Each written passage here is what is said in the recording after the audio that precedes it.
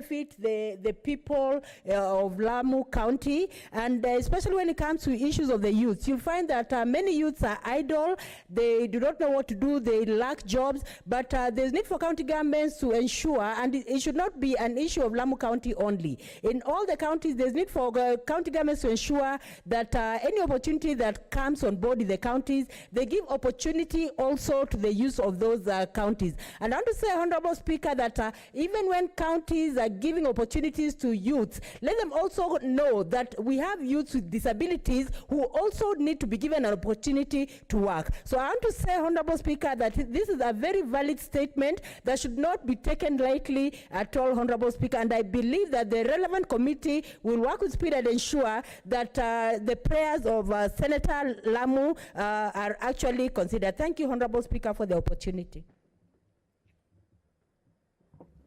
Senator Sakaja, 2 minutes, please. 2 minutes are many. Madam Speaker, Senator of Lamu knows I feel very strongly about the issues he's raised with respect to the people of Lamu. I've been there since, of course, previously I've been there, but officially when we had the problems in Peketoni. And that time I was chairing a committee of the National Assembly, a joint committee, National Assembly and the Senate, on national cohesion and equal opportunities. And we could see the pain and the real underlying problems that had been taking place in that area. We've subsequently gone there on other committees. Madam Speaker, the people of Lamu are extremely accommodative, loving. The young people there are hardworking, but they lack opportunities. And Madam Speaker, that is why, for a long time, they have become fodder for all of this, recruitment by terrorist groups. I've been there as security chair, or rather vice chair. I've been there in other capacities. But the issue of radicalization comes about when young people who have education, who have energy, see opportunities passing them by and seeing other people coming and deserving and taking advantage of what is rightfully theirs, Madam Speaker. And that's why I would ask that weight be put on this. From the time of LAPSET promising, things to the young people in Lamu, job opportunities, scholarships, which sometimes come, sometimes they don't come, the issues of the port, the issues of the tourist facilities there, Madam Speaker. I think Senator Anwar, and I'm very happy that you became the Senator of Lamu, because before you were Senator of Lamu, you were one of my coordinators when I was chair of TNA. You did an excellent job. And even before that, we still work together. The people of Lamu have a voice in you. You are the one who will go down on record because you removed... 2 minutes are over. Let me finish that statement. Senator Anwar... You said you're going to use less. Yeah, I just got inspired because of my love for Lamu. He removed a politician who had been in the seat in Lamu from 1992 to 2013 because of the faith of those young people, but also because they are tired. If you do not speak on these issues, they will be tired again. So keep talking about them and let's see action, and I'm ready to support. Thank you. Senator Halake, you're normally very fast. 2 minutes. Thank you, Madam Speaker. Madam Speaker, actually, I'm very fast, but I may speak a little bit on the, if you allow me just to say something about the police brutality. I had my mic on, but for some reason I got past. But let me start with congratulating my brother, Senator Anwar, for this excellent statement that really is going to go a long way if followed properly, provide opportunities, and also ask questions around why locals are always bypassed. And again, it's not just locals. Certain counties have a way of being neglected, especially Lamu, Isiolo. Smaller counties seem to not be taken seriously when it comes to youth opportunities, Madam Speaker. Madam Speaker, I'm happy that the Senator of Lamu is a youth and he's standing up for the rights of the youth because he knows very well what it means to be given an opportunity, because him sitting here is giving him such an opportunity to ensure that all his cohorts and the youth in Lamu are given opportunities. Madam Speaker, we are from the coast with the COVID committee. The drug issues, the issues around unemployment, the issues around just people, a whole ferry load of people going to pick bread. This is unacceptable indeed in this day and age when our constitution is very clear, but also when we've been self-governing for the last almost 60 years. Madam Speaker, allow me just to say one thing also about the Senator Dulo's statement on police brutality. Again, coming from the COVID committee, we saw firsthand at the coast. But the issues in Isiolo which have been brought, it's not the first time that the senator has brought these issues. Madam Speaker, just allow me to congratulate the Isiolo human rights defenders. These youth who have brought themselves together and called themselves the Isiolo human rights defenders have been highlighting these issues to all of us, to the country, and have been very active on this issue. Every single day they highlight to us 2-3 people that have been clobbered by police or by other agencies that are supposed to be looking after the... So I would like to say that we will hold the IPOA, the Independent Police and Oversight Authority, to ensure that justice is served to the people of Isiolo and to the people of this country, Madam Speaker. And I thank you. I support both the statements and look forward to working on these issues with the two senators. Thank you, Madam Speaker. Yeah, the statements by Senator for Lamu are referred to the first statement on dock workers is referred to the Committee on Roads and Transport. Then the second statement on killings of chiefs, police officers, and community volunteers is referred to the Committee on National Security, Defense, and Foreign Relations. Next statement is by Senator of Wajir, Dr. Abdullahi Ali. Thank you, Madam Speaker. Somebody's harassing me here.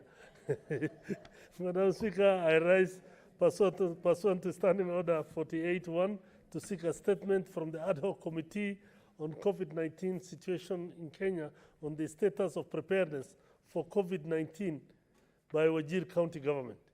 In the statement, the committee should address the following. 1, state the status of availability of oxygen cylinders, oxygen flow meters, and functional concentrators at Wajir County Referral Hospital, and whether the ministry is aware that Abdi Yusuf, a resident of Wajir County and a veteran public health officer of over 30 years experience, died on 24th July 2020 at Wajir County Referral Hospital, COVID-19 isolation ward, allegedly after failing to get medical emergency that requires supplemental oxygen despite the millions of shillings allocated to the county. The gentleman died while he was asking for oxygen, Madam Speaker. Number 2, explain the capacity of Wajir Regional Referral Laboratory to conclusively conduct COVID-19 tests. Number 3, provide a list of all the staff deployed or employed in Wajir County Hospital and their academic qualifications, stating the number of competent ICU nurses, doctors, anesthetists capable of performing intubation, as well as the number of intensive care unit ICU beds. 4, state the amount the county was allocated from the national budget for COVID-19 preparedness and whether the COVID-19 isolation center at Wajir Referral Hospital is properly branded and whether there are dedicated ambulances ready to handle patients with COVID-19 and related emergency. Madam Speaker, I'm asking all this because when this gentleman died, people in Wajir were up in arms. He died because of lack of oxygen. He was there by the time he was to be referred. He died, unfortunately. Many other members of staff have contracted the disease, and up to now, the problems are still there. So, Madam Speaker, I thank you. Since this touches on this very serious pandemic, and looking at the time, and we still have to sort out very urgent issues, I'll only allow one comment from the chair of the COVID-19 situation, that is Senator Sylvia Kasanga. Thank you, Madam Speaker. I want to thank... I can see an intervention by Senator Farhia. Kindly, urgently, because we are running short of time. Madam Speaker, I was requesting if you could just allow me like 2 minutes because I come from the same county as the senator and I have something to add.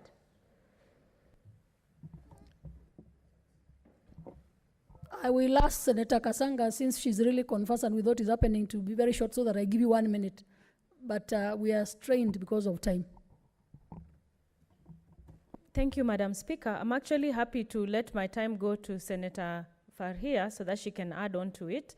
But just to thank Senator of Wajir, because he had actually called me about this situation, and I'm happy now the statement has been laid on the table of Senate, so we shall pick it up, and I guarantee you we shall look into it as we did for Isiolo and all the other counties that we are able to look into. Thank you. Senator Faria, 1 minute, please. Thank you, Madam Speaker. Madam Speaker, given that Wajir County is bordering Somalia, where there is a bit of intertrade and people, and because of pastoralist nature of our county, people move from Somalia and back in search of pasture. Madam Speaker, it would be good that COVID, the cases of COVID will continue rising, Madam Speaker. And Madam Speaker, as a matter of urgency, I'm requesting that the COVID committee visits Wajir so that they can assess the real situation of the COVID. Because, Madam Speaker, even when that medical officer died, Madam Speaker, even contact tracing was not done. The other day, somebody else also, who was also a county staff, also died in a hospital here in Nairobi. And also because of lack of insurance, Madam Speaker, by the county government, some of us were called on to contribute even to his medical bill, Madam Speaker. So the situation is dire, Madam Speaker, and Kenyans deserve better from us. So, Madam Speaker, I am really pleading with the COVID committee to urgently visit Wajir so that they can establish what is the issue there, Madam Speaker. I thank you, Madam Speaker. Yeah, the statement is referred to the ad hoc committee on the COVID situation, and you have heard the chair that she's going to look into it. So we move to the next statement. Senator Cheriot is not here. So that statement is deferred. Senator Kwamboka, Senator Falhada Iman, Senator Moses Kajwang are also not there, and those statements are therefore also deferred. So we move to Senator Petronila Lokorio.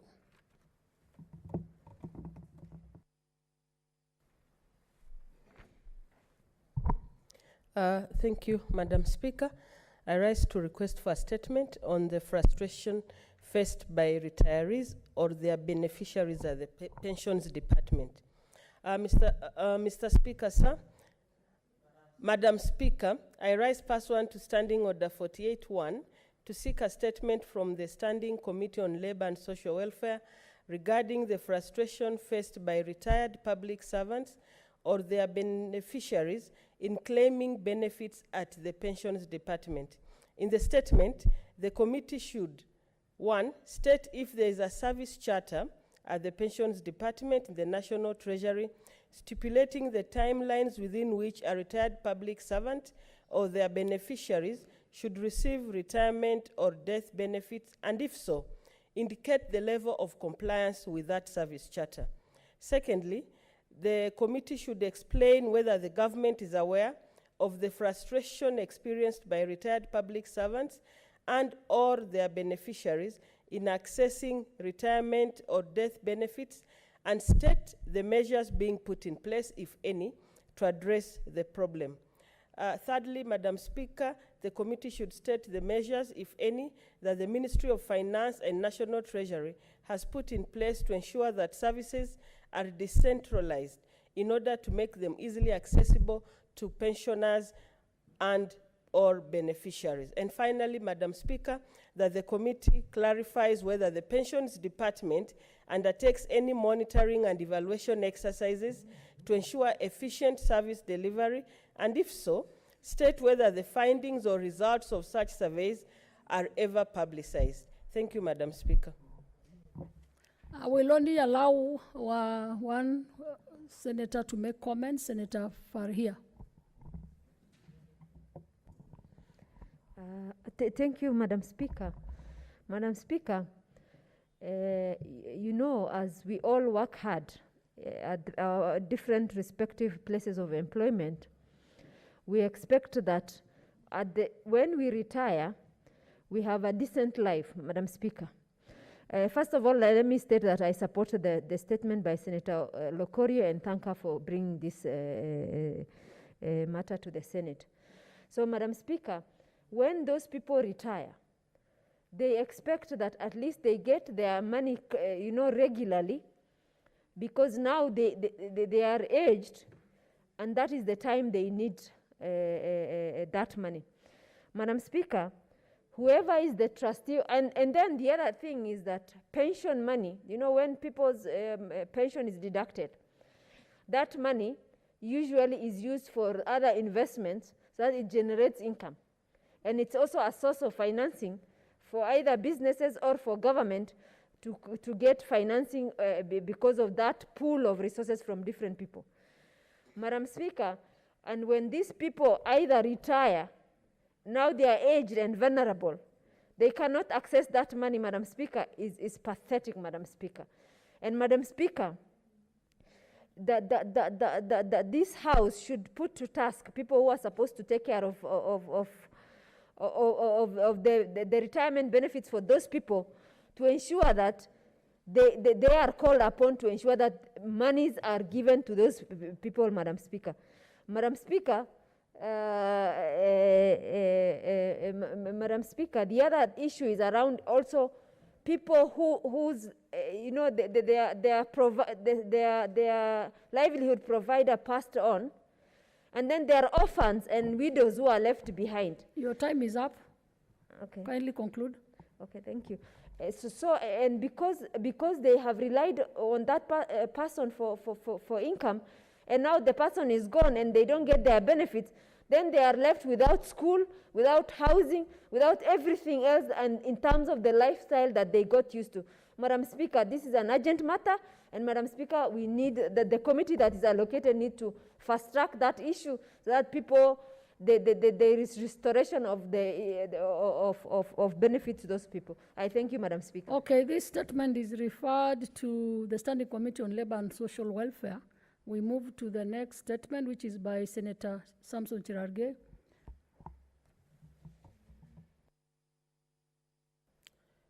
Thank you, Madam Speaker, for this indulgence. Request for statement on reduction of tea prices by tea companies in Nandi County. Madam Speaker, I raise pursuant to Standing Order 48-1 to seek a statement from the Standing Committee on Agriculture, Livestock and Fisheries concerning reduction of tea prices by tea companies in Nandi County. In the statement, the committee should, 1, explain why Kipchabo Tea Factory in Nandi County has breached its tea pricing contract with farmers and reduced the price of tea from 30 shillings per kilo to 19 shillings per kilo. Second, state and provide the current prices being paid to farmers by all tea companies in Nandi County for tea producing supplied by farmers. Third, state why the management of Kipchabo Tea Factory has not refunded farmers money deducted towards the supply of fertilizers as the company had earlier agreed with the farmers. Fourth, state why Kipchabo Tea Company has continued to deduct sales fee from farmers despite the company having not financed and or participated any corporate social responsibility activities in Nandi County. Fifth, provide information on the corporate social responsibility activities that the tea companies in Nandi County have engaged in targeting residents of the host county. Sixth, state how much is collected from farmers by tea companies in Nandi County as a cess fee. And finally, Madam Speaker, explain why the company made farmers to sign a contract whose contents they were not made aware of and in a language that they cannot best understand. I thank you, Madam Speaker. Yes, I will not allow any more comments on these statements so that we are able to catch up with the rest of the business. This statement is therefore referred to the Committee on Agriculture, Livestock and Fisheries. Next is Senator Abshiro Halake's statement. Very brief, please.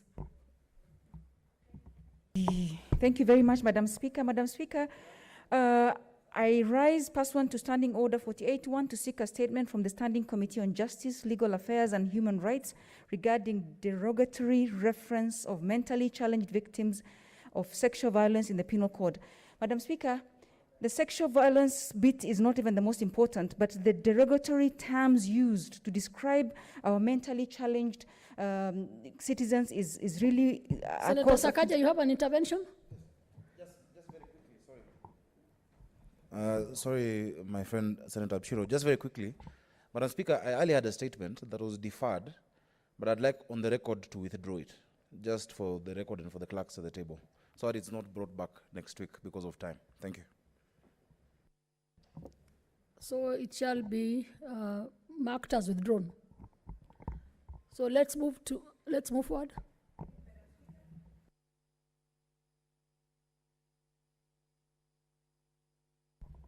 Thank you, Madam Speaker. Madam Speaker, I rise pursuant to Standing Order 48-1 to seek a statement from the Standing Committee on Justice, Legal Affairs and Human Rights regarding derogatory reference of mentally challenged victims of sexual violence in the Penal Code. Madam Speaker, as I was saying, the issue of the sexual violence notwithstanding, generally the derogatory terms referred to or the language used on our mentally challenged individuals is really a point of concern. In the statement, the committee should provide justification, if any, for the continued use of the terms idiots. Madam Speaker, in our Penal Code, mentally challenged individuals are referred to as idiots and imbeciles, Madam Speaker.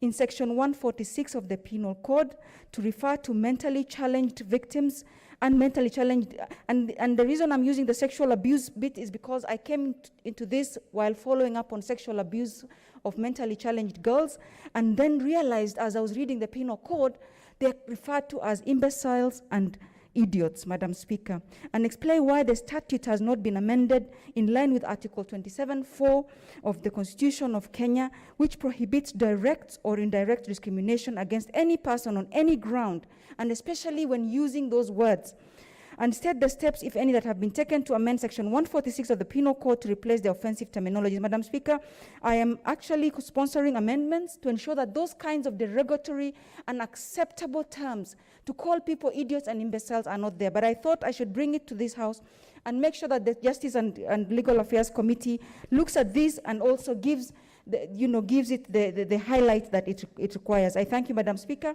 and I move. This statement is referred to the Standing Committee on Justice, Legal Affairs and Human Rights. And I now invoke the standing orders to defer the business in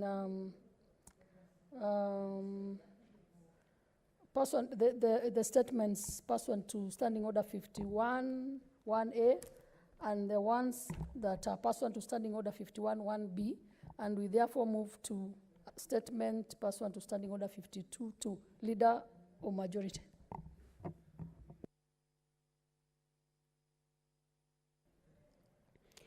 Thank you, Madam Speaker. Pursuant to Standing Order 52(1), I hereby present to the Senate the business of the House for Tuesday, 15 September 2020. Before I proceed, let me take this opportunity to welcome senators back to the fourth part of the fourth session.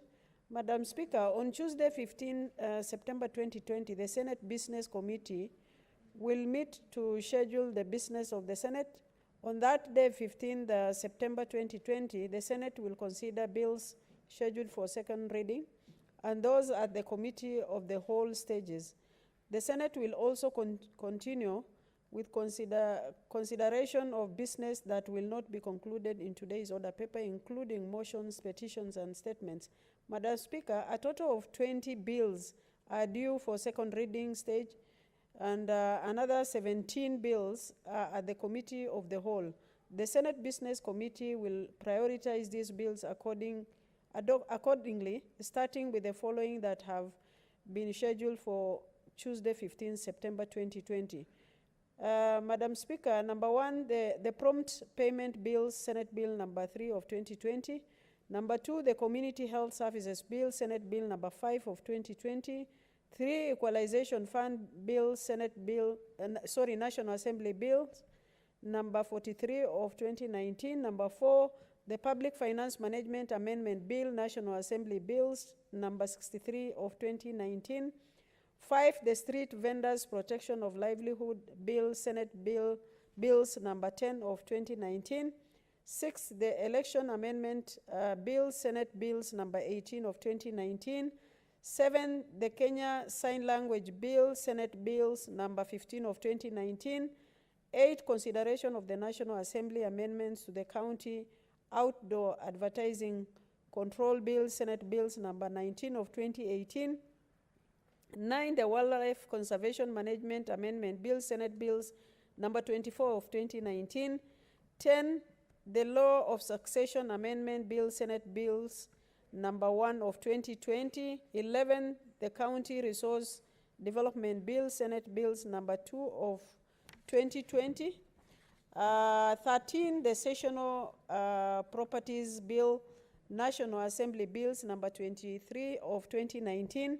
13, the Livestock and Livestock Products Marketing Board Bill, National Assembly Bill number 2 of 2019. 14, the Representation of Special Interest Groups Law Amendment Bill, National Assembly Bills number 52 of 2019. 15, the Investment Promotion Amendment Bill, Senate Bills number 8 of 2020. And finally, the Mang Beans Bill, Senate Bills number 9 of 2020. Individual senators who may have amendments to these and other bills are encouraged to file the same in good time. Allow me to also urgently urge representative movers of bills, standing committees, and respective senators that have already filed amendments to be in the House whenever the bills are scheduled. This will facilitate speedy consideration and smooth transition from one stage to the next. Madam Speaker, critical business still remains relating to financial matters, namely the third basis of revenue allocation among the county governments and the county allocation of revenue bill. I continue to urge colleagues senators that as we continue to deliberate on this matter, we need to proceed with patience, understanding, and objectivity, as the matter is undoubtedly weighty and emotive, so that we can arrive at a logical conclusion. Madam Speaker, I thank you and hereby lay the statement on the table of the House. I thank you. Honorable Senators, looking at the time, I now wish to rearrange the order paper so that we move directly to order number 24. Senate Majority Leader. Senator Kangata. Order number 24, the Sectional Properties Bill, National Assembly Bills number 23 of 2019, second reading. Yes, Madam Speaker, I beg to move the National Assembly Bill, Bill number 23 of 2019, the Sectional Properties Bill of 2019. Madam Speaker, this bill is important and for several reasons. Madam Speaker, let me first thank the Deputy Majority Leader for yielding that I move this bill. Yes, Madam Speaker, this bill is trying to establish a legal framework for ownership of property in a vertical manner.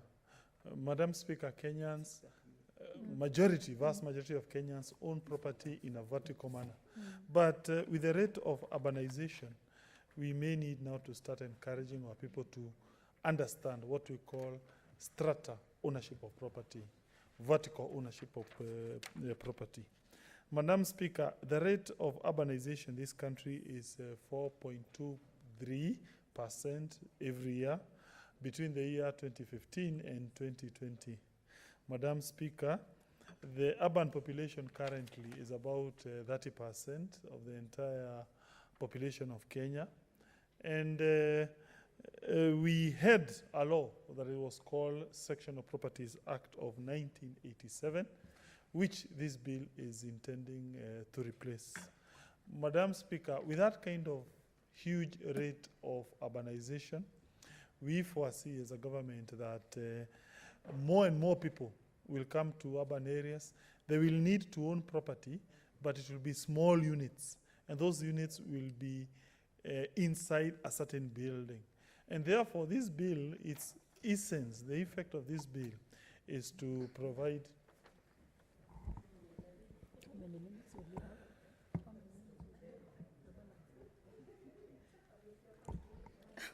Honorable Senators, it is now 6:30 p.m., time to interrupt the business of the Senate. The House therefore stands adjourned until Tuesday, 15th September 2020 at 2:30 p.m.